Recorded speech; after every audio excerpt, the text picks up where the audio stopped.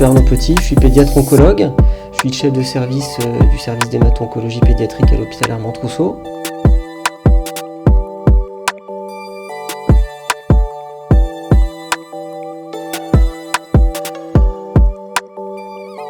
Il peut s'agir d'une prise de sang, par exemple pour le diagnostic d'une leucémie aiguë.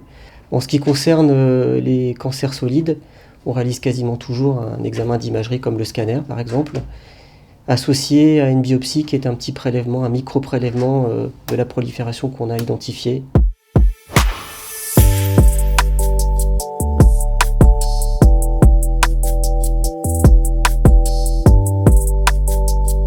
Le premier contact à l'hôpital est souvent celui des urgences pédiatriques. Une fois qu'on suspecte le cancer ou la leucémie, l'enfant est rapidement dirigé vers un service spécialisé comme le nôtre. Au sein de ce service, on va confirmer le diagnostic, mettre en place très rapidement le traitement et donner l'information.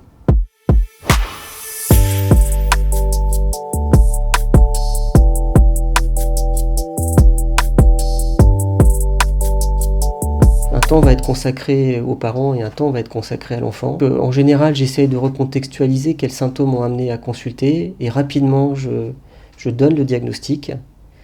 Alors c'est bien d'avoir, comme dans notre service, un salon d'annonces qui permet de prendre un temps pour que les familles puissent poser toutes leurs questions. C'est important aussi de prendre le temps de dire quelque chose à l'enfant, avec des mots différents, mais de lui dire ce qui lui arrive, parce que c'est le principal concerné. Donc ce temps vient souvent après celui de l'annonce aux parents.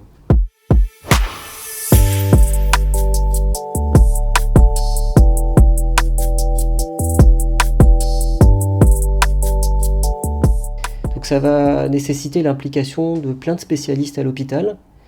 Il va falloir dire si cette maladie elle est localisée ou si elle est métastatique. Et puis on va essayer d'identifier des caractéristiques biologiques particulières de ce cancer ou de cette leucémie en s'aidant par exemple de marqueurs biologiques ou génétiques. On appelle ça les facteurs pronostiques.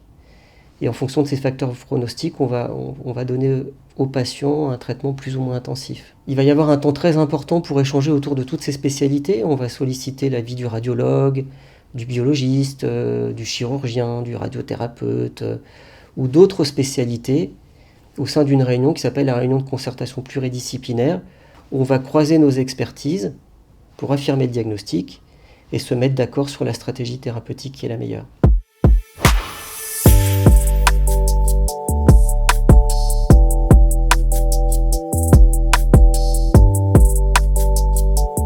Déjà d'instaurer un climat de confiance entre la famille et nous-mêmes, un soutien psychologique parce que la charge émotionnelle est énorme.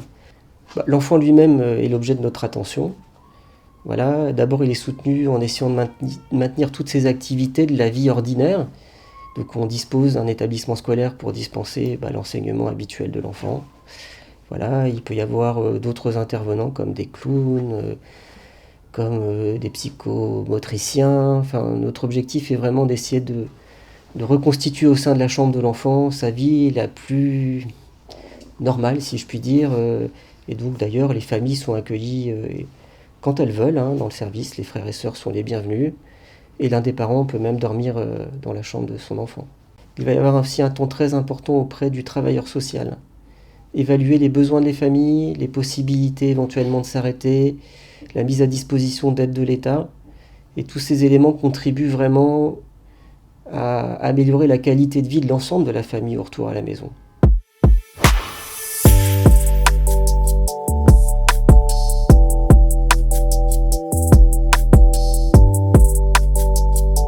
Une partie des traitements va se faire en hospitalisation conventionnelle, c'est-à-dire un endroit où on dort.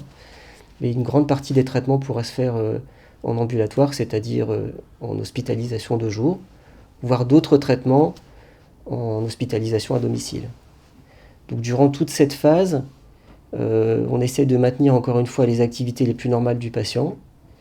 Il va y avoir des activités ou un temps d'éducation par une infirmière de coordination ou d'éducation.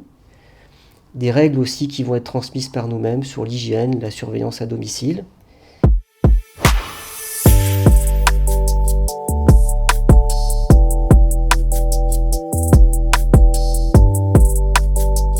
Alors la plupart des traitements vont entraîner des effets secondaires qui sont souvent transitoires et réversibles. Et puis certains traitements peuvent générer ce qu'on appelle des effets à long terme. Donc pour cela, on va préparer l'enfant, qui va devenir un jeune adulte à jour, à une surveillance spécialisée pour prévenir et prendre en charge précocement ces éventuelles séquelles liées au traitement.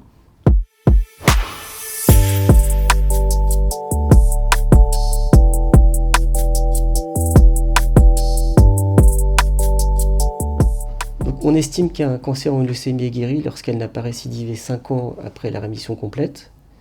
Donc durant le temps où le traitement s'arrête et le temps où on peut prononcer cette guérison, l'enfant va être vu régulièrement en consultation, il va avoir un certain nombre d'examens complémentaires.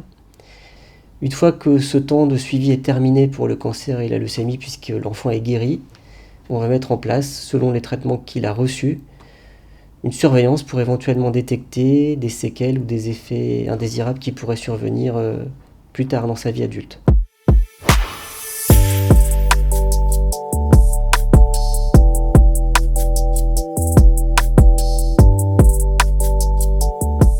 Donc concernant la décision du traitement, ce qui est important de comprendre, c'est que souvent la famille a un médecin référent, c'est celui qui a accueilli l'enfant, et ce médecin référent va être un peu le porte-parole d'une équipe. Et donc ça va être la garantie que la meilleure décision sera prise pour l'enfant.